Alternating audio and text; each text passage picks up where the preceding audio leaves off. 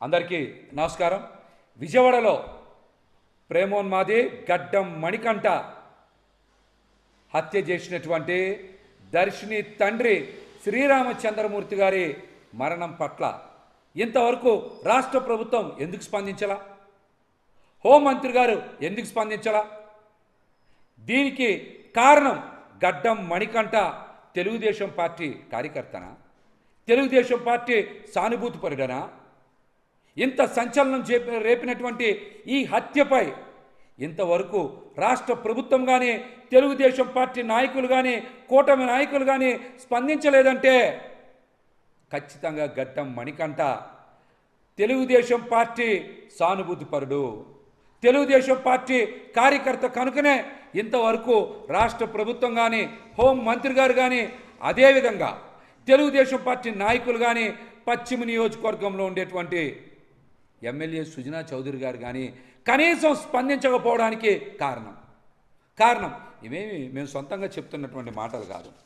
గడ్డం మణికంఠ మీరు చూస్తూ ఉంటే కేశినేని చిన్ని గారితో వారు దిగినటువంటి ఫోటో, మణికంఠ దిగినటువంటి ఫోటో, మరొక ఫోటో కేశినేని చిన్ని గారితో ఉన్న ఫోటో మొన్న ఎలక్షన్ సందర్భంగా, మరొక ఫోటో చూడండి కార్పొరేషన్ ఎన్నికల సందర్భంగా మణికంఠ చంద్రబాబు నాయుడు గారు ప్రచారం చేస్తున్నటువంటి సందర్భంలో ఆయన సెల్ఫీ తీసుకున్నటువంటి ఫోటో.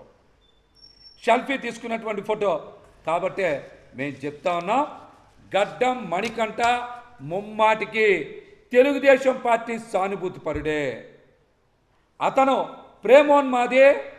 ఇతను దర్శిని తండ్రి శ్రీరామచంద్రమూర్తి గారిని అత్యంత దారుణంగా కిరాతకంగా నడి రోడ్డు మీద అత్యంత పాశవికంగా చంపేసిన ఇంతవరకు రాష్ట్ర ప్రభుత్వం స్పందించలేదు. ఒక యువతకి ఇంత దారుణం జరిగితే హోంమంత్రి అనిత గారు కూడా స్పందించరా? ఈ ఘటనకి కోతవేటు దూరంలో డిప్యూటీ సీఎం పవన్ కళ్యాణ్ గారి క్యాంపు కార్యాలయం కూడా ఉంది. కనీసం వారు కూడా స్పందించలా. ఇంతకన్నా అన్యాయం ఏమైనా ఉంటుందా? విజయవాడ నగరం నడి బొడ్డున దర్శిని కుటుంబానికి ఇంత ఘోర అన్యాయం జరిగితే రాష్ట్ర ప్రభుత్వం స్పందించకపోవడం ఏంటి? కూటమి అధికారంలోకి వచ్చిన దగ్గర నుంచి రాష్ట్రంలో మహిళల మీద యువతల మీద వరుసగా అఘాయిత్యాలు జరుగుతూ ఉన్నాయి, హత్యలు జరుగుతూ ఉన్నాయి. దీని మీద రాష్ట్రంలో ఉండేటువంటి యువతలు మహిళలు చాలా గందరగోళ పడుతూ ఉన్నారు, ఆందోళన చెందుతూ ఉన్నారు. మనందరికీ తెలిసిందే సుచరిత చీరాల్లో జరిగిన ఘటన, మరి మొన్న దర్శిని తండ్రి గారైనటువంటి శ్రీరామచంద్రమూర్తి గారిని చంపిన ఘటన, మరొక ఘటన అజిత్ సింగ్ నగర్లో మదర్సాలో అనుమానాస్పదంగా మృతి చెందినటువంటి కరిష్మా ఘటనలో కూడా వారి తల్లిదండ్రులు కూడా మరి సోషల్ మీడియాలో మాట్లాడుతూ ఉన్నారు. కరిష్మా ఘటన కూడా వారి తల్లిదండ్రులు మాట్లాడుతూ ఉన్నారు.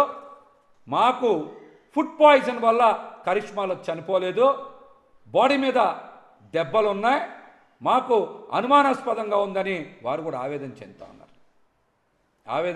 చెందుతూ ఉన్నారు. ఈ ఘటనల మీద నగర ప్రజలకు కూడా పలు అనుమానాలు ఉన్నాయి, పలు సందేహాలు ఉన్నాయి.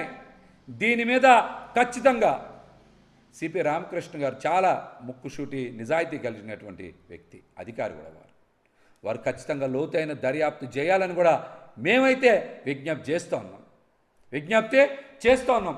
ప్రధానంగా గడ్డం మణికంఠ ఒక్కడే వెళ్ళి శ్రీరామచంద్రమూర్తి గారిని హత్య చేశాడా, లేకపోతే అతనికి మరెవరన్నా సహకరించారా? ఇతను గంజాయి బ్యాచ్తో తిరుగుతాడనేటువంటి మాటలు కూడా బయట వినపడతా ఉన్నాయి. దీని మీద కూడా దర్యాప్తు చేయాలి. ఇతని ఫేస్బుక్లో ఫోటోలు చూద్దామని ఓపెన్ చేస్తే ఇతని ఫేస్బుక్ పూర్తిగా అన్ని పోస్టులు హైడ్ చేసి ఉన్నాయి. ఇతని ఫేస్బుక్ అకౌంట్ కూడా పూర్తిగా హైడ్ చేసి ఉంది. దీనికి కారణం కూడా ఇతను తెలుగుదేశం పార్టీ సానుభూతిపరుడనో కార్యకర్తనో కారణంగానే ఫేస్బుక్ను కూడా హైడ్ చేశారు. ఫేస్బుక్ను కూడా హైడ్ చేశారు. ఇతని బ్యాచ్ను కూడా విచారించాలి. మణికంఠ బ్యాచ్ను కూడా అతని ఫ్రెండ్ సర్కిల్ కూడా విచారించాలి. సిపి గారికి నేను విజ్ఞప్తి చేస్తా ఉన్నా, ఈ 2 ఘటనల్లో మీరు లోతైనటువంటి దర్యాప్తు చేయాలి. నగరంలో అలజడి రేకెత్తిస్తూ ఉన్నాయి. ఓ పక్కన దర్శిని కుటుంబానికి జరిగిన అన్యాయం, మరొక పక్కన కరిష్మా కుటుంబానికి జరిగిన 2 కూడా పెద్ద ఘటనలే.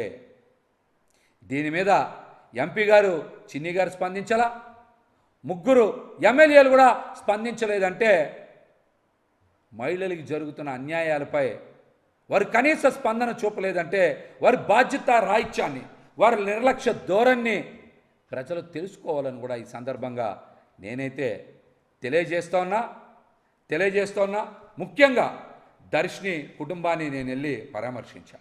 ఆ సందర్భంగా వారు తీవ్ర భయాందోళనలో ఉన్నారు. వారికి రక్షణ కల్పించాలి.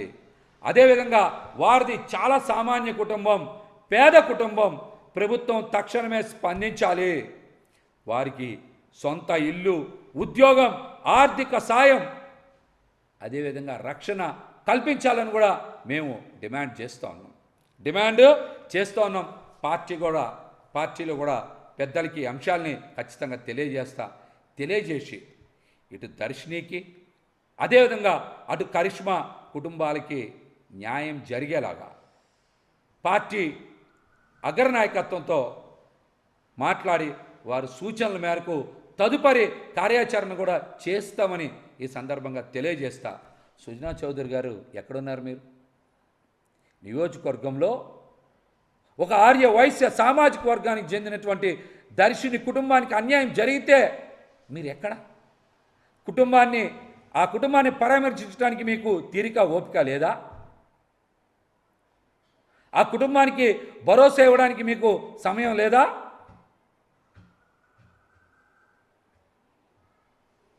లేదా? ఒక మహిళకి, ఒక యువతకి జరిగిన అన్యాయంపై స్పందించేటువంటి తీరిక, ఓపిక మీకు లేవని పశ్చిమ నియోజకవర్గ ప్రజలకి అర్థమవుతుందని కూడా నేనైతే ఆశిస్తాను. మరొక